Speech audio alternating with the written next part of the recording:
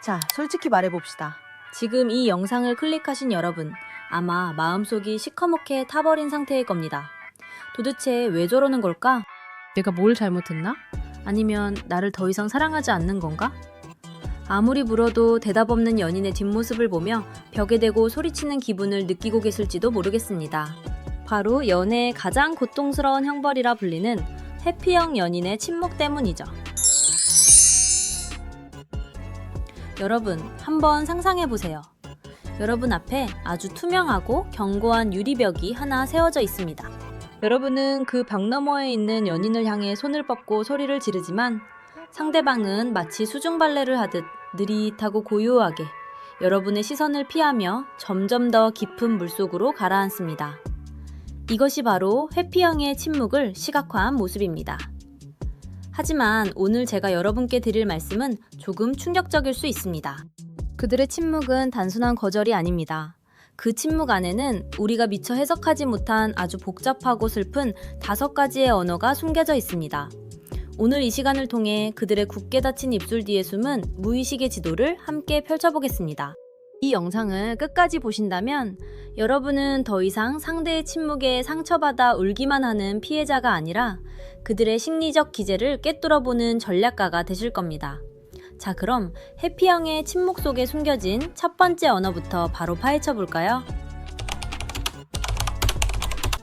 여러분, 해피형 연인이 싸우다가 갑자기 나 좀 혼자 있을게 라고 하면서 방에 들어가 버리거나 카톡을 읽고도 몇 시간, 심지어 며칠 동안 답장을 안 하는 경험 있으시죠?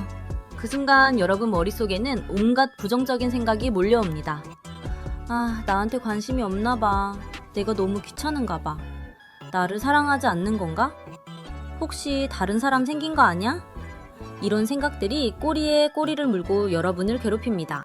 하지만 잠깐만요. 이건 여러분이 생각하는 것처럼 관심이 없어서가 아닙니다. 해피형 사람들은 감정을 처리하는 능력이 일반인보다 훨씬 약합니다. 여러분이 우리 좀 얘기하자 라고 말하는 순간 그들의 머릿속은 완전히 패닉 상태가 됩니다. 여러분의 감정, 자신의 감정, 상황 판단, 뭐라고 대답해야 할지 이 모든 게 한꺼번에 밀려들면서 뇌가 마비되는 겁니다. 그래서 그들은 본능적으로 느낍니다. 아, 나 지금 이 상황 못 견디겠어. 일단 멀어져야겠어. 이건 여러분한테서 도망치는 게 아니라 자기 자신의 감정으로부터 도망치는 겁니다. 그런데 여기서 중요한 건 이 침묵이 여러분에 대한 관심의 유무를 판단할 수 있는 신호라는 겁니다. 만약 그 사람이 정말 여러분을 사랑한다면 며칠 후에 먼저 연락이 올 겁니다. 그때 내가 좀 그랬지? 미안해. 그때는 너무 혼란스러워서 정리가 안 됐어. 이런 식으로라도 다시 손을 내밀어요. 그리고 침묵 후에도 평소처럼 다정하게 대합니다. 오히려 미안한 마음에 더 잘해주기도 하죠. 시간이 지나면 다시 관계에 적극적으로 참여하고 여러분과의 시간을 소중히 여깁니다. 하지만 반대로 일주일이 넘게 아무 연락도 없다면 여러분이 먼저 연락해도 극해, 그래 이런 식의 성의 없는 답장만 온다면 만나자고 제안해도 나 바빠, 나 좀 피곤해, 다음에 이런 식으로 계속 거절하거나 회피한다면 그리고 이런 침묵의 빈도가 점점 더 잦아지고 기간이 길어진다면 그건 안타깝지만 관심이 식었다는 신호일 가능성이 높습니다. 핵심은 이겁니다. 해피형은 감정이 복잡할 때 일시적으로 물러납니다. 이건 그들의 대처 방식이에요. 하지만 진짜 사랑한다면 반드시 돌아옵니다. 보통 2-4일 안에 먼저 연락이 옵니다. 그게 그들이 여러분을 사랑한다는 증거입니다. 회피형 연인이 명백히 잘못한 일이 있는데도 절대 사과하지 않는 경험 정말 많이 하셨을 겁니다. 약속 시간에 30분 늦었는데도, 중요한 날 연락 없이 잠수를 탔는데도, 심지어 여러분이 서운하다고 말했는데도 미안해 라는 말이 없어요. 그럼 여러분은 속으로 이렇게 생각합니다. 나한테 미안한 마음도 없나 봐. 나를 그렇게 가볍게 보는구나. 나는 그냥 별로 중요하지 않은 사람인가 봐. 진지하게 생각하지 않는 거야. 하지만 진짜 이유는 전혀 다릅니다. 회피형 사람들은 자신의 잘못을 인정하는 걸 극도로 두려워합니다. 왜냐하면 그들에게 사과는 단순히 미안해 라는 말이 아니기 때문입니다. 그들에게 사과는 내가 부족한 사람이다. 나는 실패했다. 나는 무능하다 라고 인정하는 것과 같아요. 많은 회피형 사람들은 어린 시절부터 완벽해야 사랑받는다는 메시지를 받으며 자랐습니다. 그래서 잘못을 인정하는 순간 자신의 존재 가치 자체가 무너진다고 느끼는 겁니다. 그래서 그들은 사과 대신 다른 방법을 선택합니다. 시간이 지나면 여러분이 자연스럽게 잊어줄 거라고 기대하죠. 혹은 말로는 사과하지 않지만 행동으로 보상하려고 합니다. 갑자기 선물을 사온다거나 평소보다 훨씬 더 잘해준다거나 여러분이 좋아하는 걸 해주는 식으로요. 여기서도 판단 포인트가 있습니다. 만약 그 사람이 정말 여러분을 사랑한다면 말로는 사과하지 못해도 행동이 확실히 달라집니다. 며칠 후 갑자기 엄청 다정하게 대하고 여러분이 원하는 걸 먼저 알아서 해주고 다시는 그런 실수를 하지 않으려고 조심합니다. 그리고 시간이 지나면 그때 내가 좀 그랬지? 라는 식으로라도 언급을 해요. 하지만 반대로 같은 실수를 계속 반복한다면, 행동도 전혀 변하지 않는다면 오히려 여러분한테 화를 내거나 네가 너무 예민한 거 아니야? 그 정도 가지고 뭘 그래? 라며 책임을 여러분한테 전가한다면 그건 여러분을 존중하지 않는다는 신호입니다. 핵심은 이겁니다. 해피양은 말로 사과하는 게 정말 어려운 사람들입니다. 하지만 진짜 사랑한다면 반드시 행동으로 보상하려고 노력합니다. 말은 없어도 태도가 달라지고 같은 실수를 반복하지 않으려 애쓴다면 그건 나름대로 미안해하고 있고 여러분을 소중히 여긴다는 뜻입니다. 하지만 반대로 계속 바빠라는 핑계만 댄다면, 대안도 제시하지 않고 무기한으로 미룬다면, 만나도 핸드폰만 계속 보거나 집중하지 않는다면, 혼자 있는 시간에 다른 이성 친구들과는 잘만 어울린다면 그건 여러분과의 시간을 우선순위에 두지 않는다는 의미입니다. 핵심은 이겁니다. 해피양은 자기만의 시간이 절대적으로 필요한 사람들입니다. 하지만 진짜 사랑한다면 그 소중한 시간 안에서도 여러분을 위한 자리를 반드시 만들어요. 거절해도 대안을 주고 만날 때는 진심으로 함께 한다면 그건 여러분을 소중히 여기고 사랑한다는 증거입니다. 여러분이 회피형 연인한테 이런 질문을 해본 경험 있으시죠? 우리 앞으로 어떻게 될 것 같아? 너 나 진짜 사랑해? 우리 관계 진지하게 생각하는 거야? 우리 언제쯤 더 깊은 관계로 발전할 수 있을까?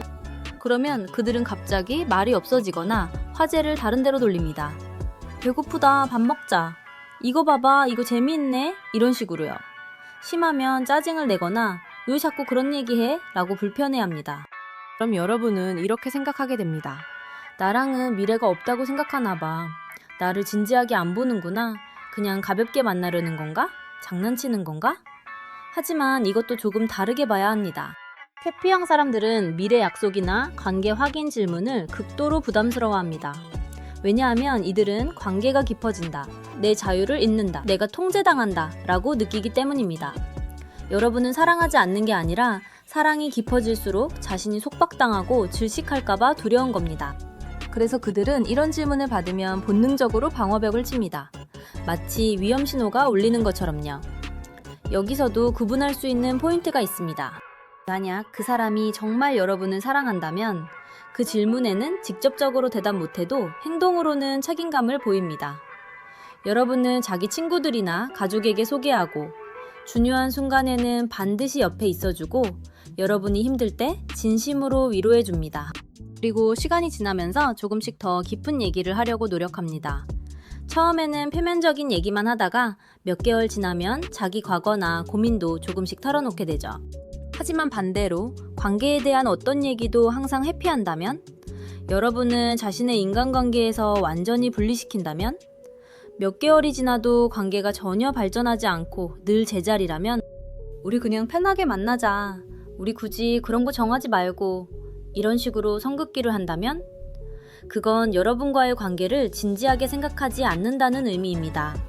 핵심은 이겁니다. 해피양은 말로 확답하는 게 정말 어려운 사람들입니다. 사랑해, 우리 평생 함께하자 이런 말은 그들한테는 엄청난 부담이에요. 하지만 진짜 사랑한다면 말은 안 해도 행동으로 관계를 조금씩 키워나갑니다. 시간이 지날수록 더 가까워지고 더 많은 걸 공유하고 책임감 있게 행동한다면 그건 말없이도 여러분을 진지하게 생각하고 사랑한다는 뜻입니다. 마지막 신호입니다. 그리고 이게 가장 중요하고 가장 위험한 신호입니다. 해피형 연인이 며칠이 아니라 일주일 넘게 연락 없이 완전히 잠수를 타고 여러분이 연락해도 카켓, 이런 식의 성의 없는 답장만 계속 보내고 만나자고 해도 요즘 바빠, 나 좀 피곤해, 다음에 이런 말만 반복하면서 구체적인 약속은 절대 잡지 않고 이런 상황이 계속 반복된다면 그럼 여러분은 이미 느끼고 계실 겁니다. 이 사람 나한테 관심이 없어. 헤어지고 싶은 거 아니야? 다른 사람 생긴 건 아닐까? 아니면 나한테 완전히 식었나? 안타깝게도 이 단계에서는 여러분의 직감이 맞을 확률이 매우 높습니다. 해피형이 침묵하면서 이런 행동들을 보인다면 그들은 이미 관계를 정리하고 있는 중입니다. 그들은 머릿속으로 여러분 없는 삶을 시뮬레이션하고 있어요. 역시 혼자가 편해. 관계는 너무 피곤해. 이렇게 복잡한 감정을 느끼느니 차라리 혼자 사는 게 낫지. 이런 생각을 하면서 침묵하는 동안 그들은 여러분과의 관계를 조금씩 정리합니다. 감정적으로 거리를 두고 여러분에 대한 의존도를 낮추고 혼자 있는 연습을 합니다.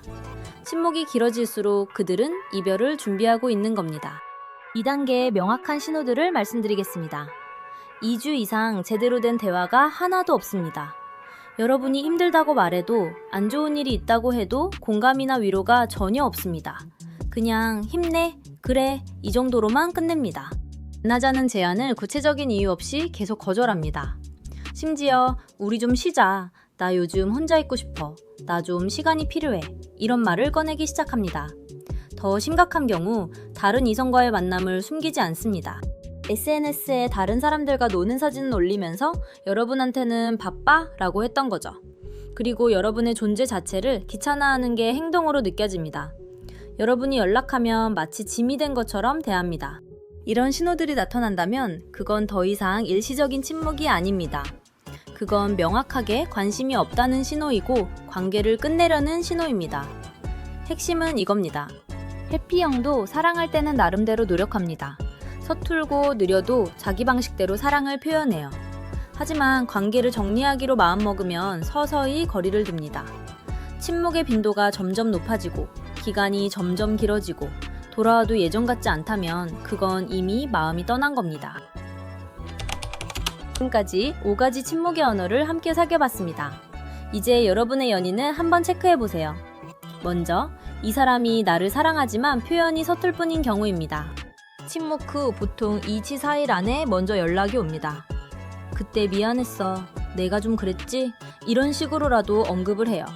말로는 사과나 표현을 잘 못해도 행동으로 보상하려고 합니다.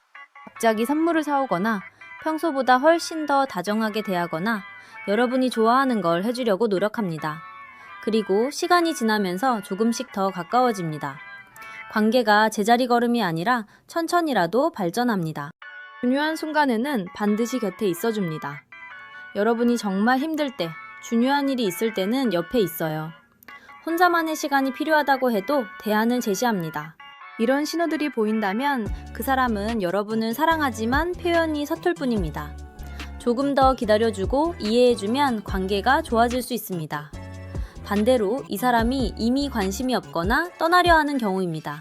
일주일 넘게 아무 연락도 없고 여러분이 먼저 연락해야만 겨우 답장이 옵니다. 그것도 응응, 콱콱, 응 이런 식의 성의 없는 답장만 와요.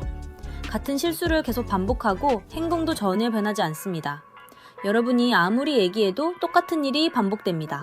몇 개월이 지나도 관계가 전혀 발전하지 않습니다. 처음 만났을 때나 지금이나 똑같아요. 만나자는 제안을 이유 없이 계속 거절하고 회피합니다. 구체적인 약속은 절대 잡지 않습니다. 여러분이 힘들어해도 공감이나 위로가 없습니다. 그냥 형식적으로만 대답할 뿐이에요. 이런 신호들이 계속 반복된다면 그건 더 이상 여러분의 문제가 아닙니다. 그 사람이 관계를 원하지 않는 겁니다. 여러분이 아무리 노력해도 바뀌지 않을 가능성이 높습니다. 자, 이제 여러분이 선택할 차례입니다. 해피형과의 사랑은 분명히 쉽지 않습니다. 답답하고 힘들고 불안한 순간이 많죠. 하지만 그들도 사랑할 때는 나름의 방식으로 노력합니다. 서툴고 느리지만 진심이 있다면 반드시 행동으로 보여줍니다. 반대로 만약 위에서 말씀드린 부정적인 신호들이 계속 반복된다면 그건 더 이상 기다릴 이유가 없습니다. 그 사람이 관계를 원하지 않는 거니까요. 가장 중요한 질문은 이겁니다. 이 사람은 나를 힘들게만 하는 사람인가? 아니면 나와 함께 성장하려고 노력하는 사람인가? 여러분은 누군가의 감정 쓰레기통이 되기 위해 사랑하는 게 아닙니다. 한 사람만 노력해서는 절대 행복한 관계가 될 수 없어요. 여러분의 사랑이 일방적인 헌신이 아니라 서로를 존중하고 배려하는 건강한 관계가 되기를 바랍니다. 오늘 내용이 도움이 되셨다면 구독과 좋아요 부탁드리고요. 댓글로 여러분의 사망도 들려주세요.